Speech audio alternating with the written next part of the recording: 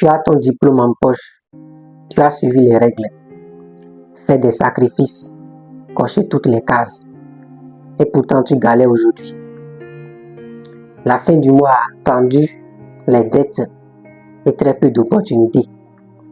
Voilà, tu as le sentiment d'avoir été trahi ou piégé par un système qui t'avait promis la réussite. Mais voilà la vérité. La vérité, c'est que le diplôme ne garantit pas la richesse. Il t'ouvre juste la porte. Et c'est à toi de choisir le bon chemin.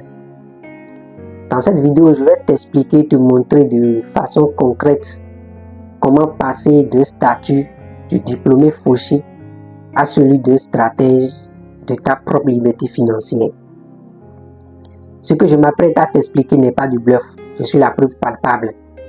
À la fin de ma formation, j'ai eu à faire mon CV, la lettre de motivation déposée comme tout diplômé lambda. Mais je n'ai pas eu gain de cause. C'est suite à cela que j'ai fait la connaissance d'un aîné qui m'a montré comment procéder. Je l'ai appliqué. Dans l'intervalle de 3 semaines, j'ai eu des retours favorables. Je me suis dit, ça serait bien de partager avec toi aujourd'hui. Même si tu as déjà dépassé l'étape de la recherche d'emploi, tu peux toutefois partager avec tes amis, avec tes frères qui viennent de finir leurs études universitaires. Pourquoi pas avec ceux qui viennent d'obtenir leur bac? Ça peut toutefois les aider à l'avenir. Sans plus tarder, les Espagnols disent vamos, let's go. La première des choses, le point numéro 1, il faut que tu désactives l'ancienne manière de faire le CV. La façon dont tu faisais ton CV, il faut que tu désactives ça. Aujourd'hui, tu vas prendre ton téléphone ou ton PC. Tu vas créer ton compte portfolio vivant en ligne. Commence à parler de ton travail, de tes idées, développer tes projets. Même si dans ton domaine dans lequel tu as ton diplôme, tu n'es pas si bon, tu n'es pas assez bon. Même si tu as des lacunes, tu peux toutefois choisir un domaine. Choisir un domaine dans lequel tu es bon, dans lequel tu as à dire. Commence à parler de ce domaine, développer tes idées, développer tes projets et tu les poses dans ton compte portfolio en ligne. Le compte portfolio est un outil qui sert à mettre en valeur tes compétences, tes connaissances, tes réalisations et tes qualifications de manière visuelle et bien structurée afin de mettre en valeur, de montrer ta valeur aux clients et aux employeurs potentiels. La différence entre un CV et un compte portfolio est que le CV est un résumé concis de tes expériences professionnelles, de tes compétences et de ta formation.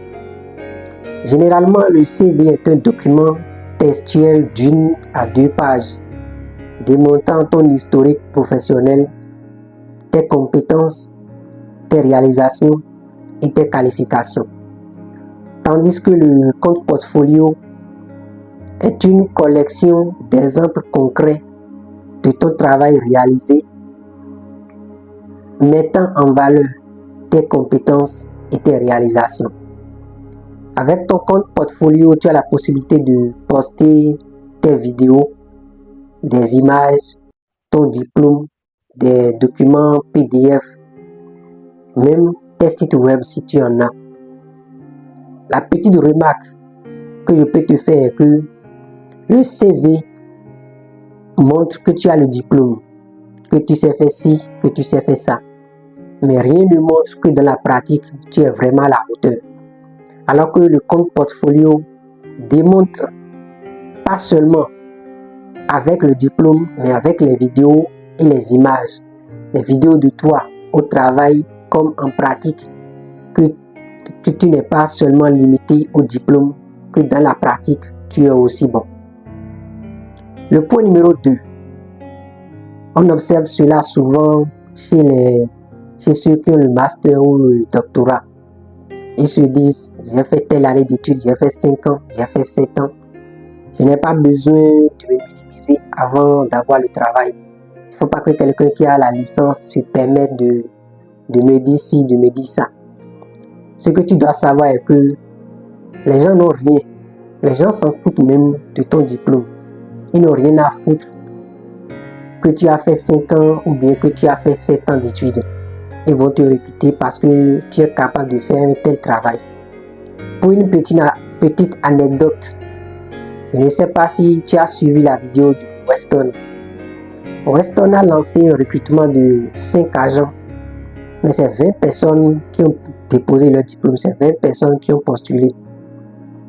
Le jour de l'entretien, ils se sont réunis. Il est rentré dans la salle. La première question qu'il les a adressée est de savoir la personne qui a eu un grand diplôme, la personne qui a fait une grande école. Un monsieur s'est levé, s'est présenté. Il a dit que lui, il a fait une telle université. C'est la plus grande université de la ville et qu'il a le doctorat dans tel domaine. Le monsieur lui a demandé gentiment de prendre la porte, que lui ne recherche pas les diplômés. Bien vrai, ce n'est pas la bonne manière de retirer les gens ou de les disqualifier, mais c'est juste pour te faire comprendre que les gens ne vont pas te recruter parce que tu as fait tel nombre d'années d'études. Ils vont te recruter parce que tu es capable de faire un tel travail bien précis. Le seul conseil que je peux te donner, si dans ton domaine tu es bon, ça marche. Dans le cas contraire, choisis un domaine, choisis une compétence. Forme-toi, fais assez de recherche, sois bon dedans, au point où personne ne peut te négliger sur le marché avec cette compétence dans ce domaine. Le point numéro 3, le point le plus crucial selon moi, c'est le LinkedIn, le compte LinkedIn. Tu vas créer ton compte LinkedIn. Commence à contacter les employeurs. Tu vas leur proposer que tu vas travailler pour eux gratuitement. Je prône l'idée de choisir des mentors ou bien des entreprises que tu admires. Tu vas leur proposer de travailler pour eux gratuitement. Dans l'optique, dans le sillage de pouvoir tisser des contacts puissants pour pouvoir mettre en valeur tes compétences. Après un travail, après 1 mois à 2 mois, tu vas leur dire que tu veux partir. Si tu es vraiment bon dans le domaine, ils vont te recruter. Ce que tu dois savoir est que le problème le plus majeur des entrepreneurs en Afrique, c'est le manque de main-d'œuvre qualifiée. Les entreprises s'organisent pour trouver des bons gars, des gens qui sont bons dans un tel domaine qui vont travailler avec eux, mais ils n'en gagnent pas. Toi, ton problème, tu ne veux pas travailler, tu veux juste avoir un poste et avoir une telle réflexion au XXIe siècle. C'est pas du tout agréable. C'est que tu vas te tuer vivant. Dans la prochaine vidéo, je vais te montrer de façon pratique comment créer ton compte portfolio, comment mettre en ligne tes vidéos, tes images, tes documents, même aussi ton site web si tu en as. Également, je vais te montrer comment créer le compte LinkedIn, comment joindre les employeurs pour avoir plus d'avantages de gagner rapidement l'emploi. Si tu ne veux pas rater la prochaine vidéo, abonne-toi. Et si cette vidéo t'a apporté plus, active la cloche de notification